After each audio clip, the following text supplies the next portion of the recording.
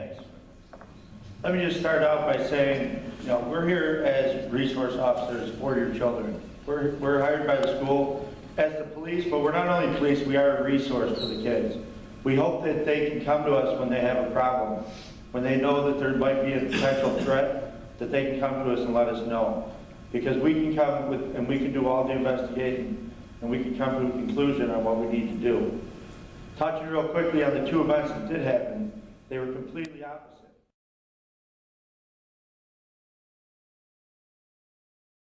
So we were able to go back, we were able to verify that it wasn't an actual threat, that it was just a rumor. There was never any evidence that there was a threat to our kids. And we knew that ahead of time, we knew that early. We relayed that to the school. They put it out there, but we understand people are worried. So they're worried about their kids, and we understand that.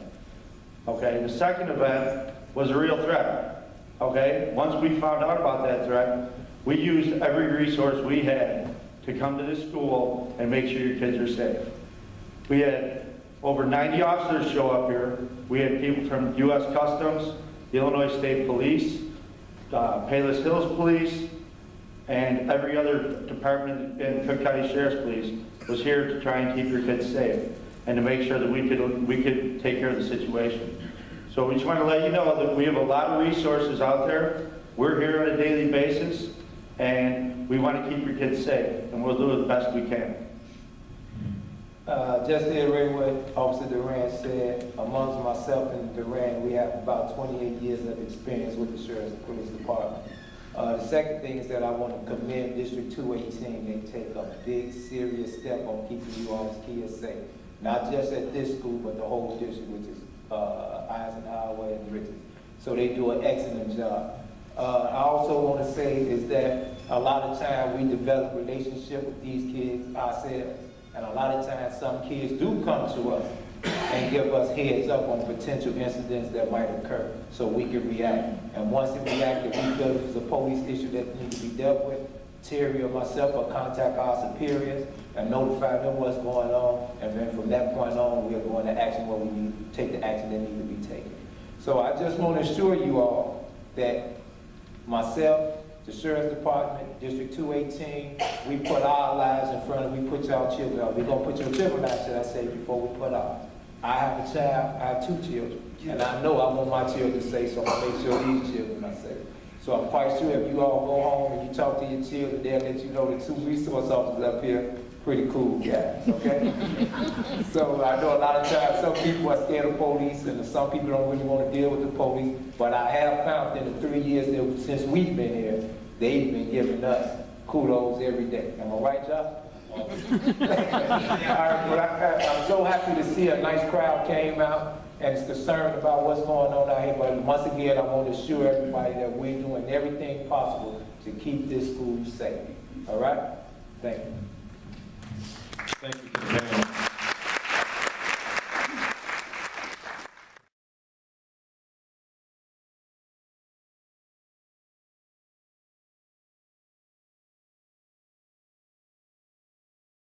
A couple words come to mind here, and the biggest one is care. We care about your kids. We care about you. The other word is empathy. We have empathy for you because we're parents as well. We understand. I have 3 children of my own. I think about safety all the time, the things we watch on TV. And you can't have an attitude that it won't happen here. And I can tell you the experience we had with the lockdown, well, it might be a negative connotation to society and what the news and the media portray sometimes. You saw the article today. I think it was a positive thing that we can learn from. It was a great learning experience for our whole staff. In the event that something real did happen. We did have a real threat, but our kids were safe. And we did everything in our power to make sure that that happened. And you can tell here, there is a wealth of experience behind me. I believe in these people. I hope you do as well. You have to understand there is so much information that comes in on a daily basis in schools. The technology is overwhelming. It's overwhelming for me. Okay? It's overwhelming for you. It's overwhelming for our kids. There's just so much information coming in at once. And it's important for us, like Mr. Bresenio talked about, being digital citizens, being able to understand what's real and what's not real. Because you know when you see a post, you know if you see something out there on social media, it's left for interpretation. And it's on us to work together collaboratively to decipher between what's real and what's not real. And we have conspirators out there, okay? When Mr. Doran talked about what happened last week, we did our legwork. But I still have parents calling me, why aren't you telling me about the threat? I had nothing to share. It is true that on Facebook or Twitter or some of these apps that kids use, they're lying, okay? Not everything you put out there is true. And maybe lie is not the right word to use, but it's fabricated, it's continued on. It gets added on to all the time, and it stays there. Now, we have all the resources in place to go through and decipher what is real and what's not real.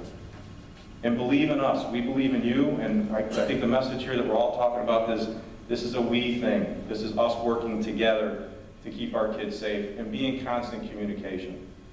So we want to offer this panel tonight to you. We're going to do this again at 7:30. I'm going to take about 3 to 4 questions, and I do want you to go talk to your teachers, okay, about academics, because that is important as well. Okay? Yes? What about metal detectors? Metal detectors, and you came in a little bit late.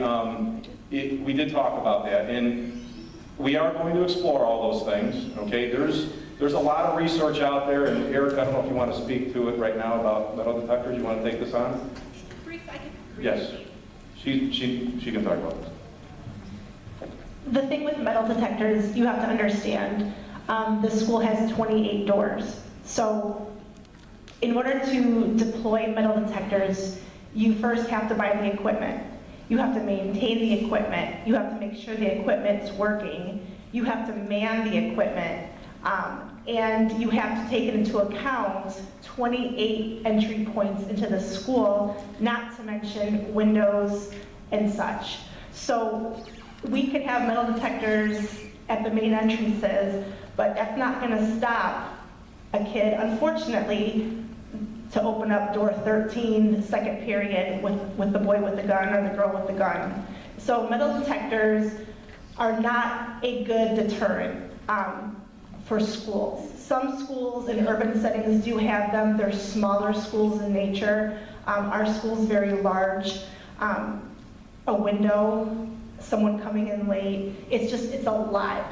I firmly just don't believe that metal detectors are the answer. I do think taking proactive approaches is the answer. I'm all for doing some random searches, bringing in possibly canines at times, and just training our staff and our kids to be aware that that's where we're going to keep our school safe. Having those conversations with our kids. Don't open doors during the school day. Our kids are naturally friendly. You guys raised a bunch of friendly, cordial kids. So if someone's knocking on the door, the kid's first reaction, hey, I'm gonna be a good citizen, I'm gonna go open that door for that person. And that's where we're gonna keep our schools safe, is those trainings, those conversations. You as parents telling your kids, don't open doors during the school day. Us as administrators and teachers and security, making sure that kids aren't doing that, that teachers aren't doing that. And that's where we're gonna keep our school safe. I don't think metal detectors really are the answer. We would honestly have to have a man at every single door during the whole school day. It's just not feasible, not to mention, like I said, someone opening a window or sneaking it in that way. So that's just my sense on metal detectors. I think there's a lot more positive, proactive approaches to keeping our schools safe that don't involve metal detectors. Just want to take that one little step further, and that's really what Erica had alluded to. The other piece that's critical in situations like this, and instead of the alarm or the door, is the issue of violence prevention. And I think the most important thing is identifying if it's our students who are struggling, having difficult times, is that we address those issues for the students. In doing so, we provide a great deal of support through our social workers, through our psychologists, and through our violence prevention programs that we have in place. And I think that's the other piece, is because when you look at risk factors and violence issues, you have to look at the individuals who are struggling with those issues. And so what prevention is in place for those individuals to help them at that time. And I just really wanted to point that part out. But one one of the issues though is everybody has a backpack, so the initial prevention would be that metal detector. At least you know that that person coming through has nothing, because a person can have a gun and not tell it. I mean, it could be just somebody who is just wanting to do it, they're not going to tell anybody, and that's usually what happens. And then they only come in, what, front and the back, right? We're not talking like every single person, but at least from a student. I mean, when I went to the State of Illinois building to get into their office, I had to go through a metal detector because of the fact that if I had a gun, I'm not getting in there. What, I mean, We are listening to all of your concerns, and we continue to have these conversations. Metal detectors, I can speak to it growing up in the city of Chicago. Some of us lived in the city of Chicago. Some of us worked in the city of Chicago. I worked in a CPS at a high school for 2 years. I can tell you what was got in the building with metal detectors. They found a way in. So, you know, we can explore these options. We will continue to research. We do have these conversations. You're not the first parent that's brought it up. well, I mean, there is no one answer, but at least it's a preventative, an initial, Right. at least a screening, some sort of a sanity check that nobody set it off today. Sure. So at least we know. Sure, something, you know, if someone's going to do it, they're going to find a way, either through another door or. Right. But you know, I know it's probably a money issue and a staff issue, but. But you're not the first one, and we will continue to have these conversations. Thank you. Yes. Talk a little bit about the communication protocol when there is a lockdown. The communication protocol. In our situation, you know, in this situation we just dealt with, I was in constant communication with the police department and district office, and they were putting out the all calls. Now, the other thing we ask you to, drive you to, is Facebook. You know, we have over 16,000 views right now going on the Shepard page, thanks to Bob and Carlin, who does a nice job managing that. But we constantly do all calls, we do emails, we've also posted on Facebook and Twitter. So right now, those are our communication mechanisms, okay, to inform parents. So once that information comes in, like we talked about here, sometimes you have the information before we do, and some of it's true and some of it's not. So you have to wait until we give you that information based upon our investigation. And sometimes it's not going to be timely because we're still in the middle of that investigation. So, And I'm talking more about a lockdown situation, right? If you've got a weapon in the school, or you've got an active shooter situation. we make an announcement to the staff, and we have a training that, you know, I go on, or if I'm not there, the secretaries know to say we are in lockdown, remain in the classroom. Yeah, and I'm talking more about, parents have to have an expectation, right? So when I drove by at 4:15, there had to be 100 parents standing outside the Right. school because there wasn't communication out to the outside. We didn't know what was going on, right? I'm sure you were getting a ton of phone calls. Last thing you want to do when you got a weapon on site or an active situation is have 150 people blocking all the entrances so the police can't get in. Right. You've got parents all outside, right? That's not what you want to have. We do not. Communication protocol to the parents. What's the expectation so we can know exactly. The ideal situation is for you to not be on campus. Exactly. Be off campus. And we talked about this. I did. I thought it was phenomenal. Right. Yes. And what was the last all call sent out after the 1 o'clock? 4:30. About four-ish, I believe, when we got the kids out. Right, so Yeah. you got 3.5 hours in there that parents are Right. going on and not getting the information. So that's just something I think. I came out on a couple occasions. I did come out on a couple occasions. We did communicate that out. If you're not on our system, then we need to know about it. Okay, because we did. I think we bombarded you with information, actually. Okay, we're going to take 2 more questions. Yes. First of all, I just want to say I appreciate the measure that your team took in effort. Thank you.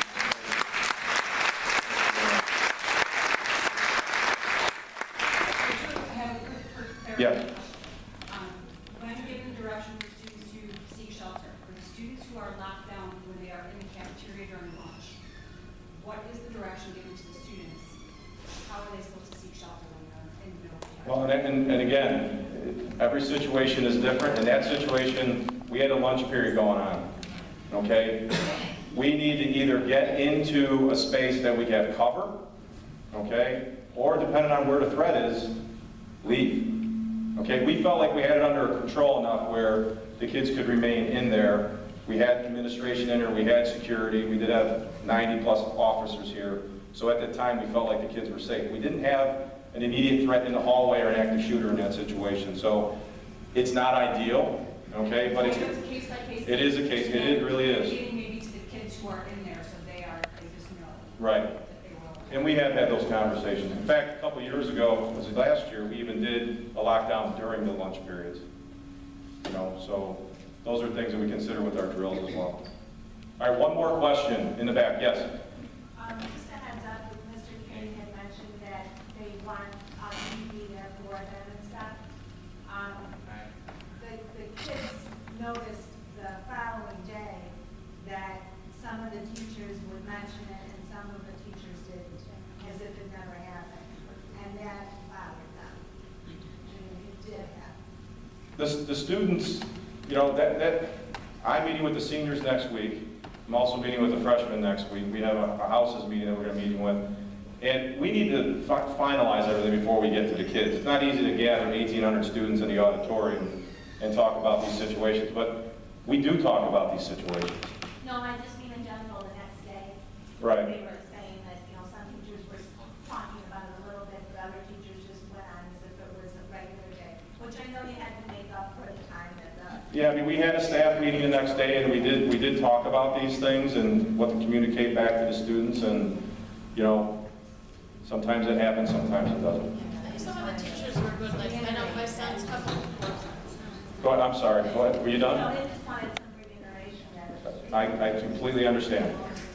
Yeah, I was saying, some of the teachers did in my son's class, they asked questions, were you afraid, you know, how did you feel? And so the kids were able to communicate how they felt, and, you know, during the whole situation, and so it helped that some of the teachers Ease their did mind a do little that bit, yes. with some of the kids that, Yeah. you know, so they... And I would just say, you know, again, kind of reiterating what I had mentioned here, is for each of you to do what we're doing tonight. What I would really encourage tonight is for you to leave here and have that conversation tonight. I went to the school, I learned a little bit more about what the school does, daily, what the school does, and have that few-minute conversation. Because what really that does for all of our students and does for us together as parents is it helps with that anxiety.